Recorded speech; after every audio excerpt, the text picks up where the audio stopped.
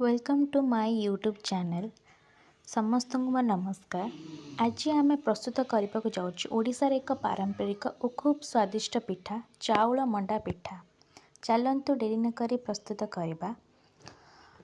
प्रथमे मु चाउल नहीं 2 कप, तापर मु नहीं नड़िया कोरा, तापर मु नहीं अलैच गुंड छोट छोट एंड गुड़ नहीं मु ये कढ़ी मु पानी नहीं जाऊँगी गुड़ को तराड़वा पाई।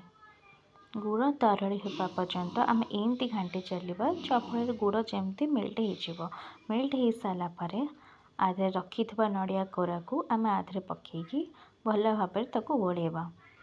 भल भाव आम गोल सारापर गुजराती गुंड रखि आधे आड करदे। आड करदेला प्रस्तुत हो नड़िया कोरा।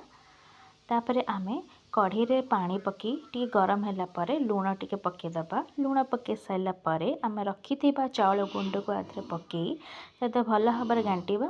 भलसे घाटिबा नहले तले लगिज। भलसे घाटी सारा पर आम ये स्ट्रक्चर हवा को दबा। भल स्ट्रक्चर हो गला आम आपको गोटे भल डो हवा पर्यंत आपको 20 ରୁ 30 मिनट पर्यंत आपको कभर कर रखिदबा। तापर आम गोटे थाली रे ताको काढ़ी आनी भल डो हवापाई गोटे भल सेप करवा। एमती राउंड राउंड सेप करके बुढ़ा आंगुठे ताको आम एमती करवा। तापर आपको पूर रखिदेबा जोटा कि आधे आड करवा। एमती पूर को भल भाव देवे जोटा कि अधिक देले आमको भल लगे खाया पिठारे। एमती पूर को बस राउंड सेप देदेबा ताको एमती करिकी। तापर किसी एक्स्ट्रा चंतुणी थी ताको काढ़ीदबा।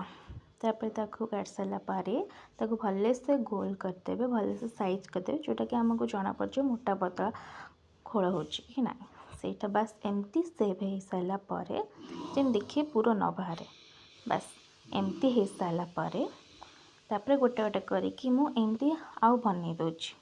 देखो इन सब बन के रखीदेली मुझे आम को स्टीम करवा। आपको चाहिए आप छनी बा एमती पिठा एमती छणार एमती रखी ये करें। बस एमती गोटे गोटे करके आम रखीदबा जहाँफल स्टीम हम पिठाटा भल भाव सीझ। पिठा सीझा को हेले आम ताको गोटे घोड़नी साहाय्य ताको घोड़ेदबा।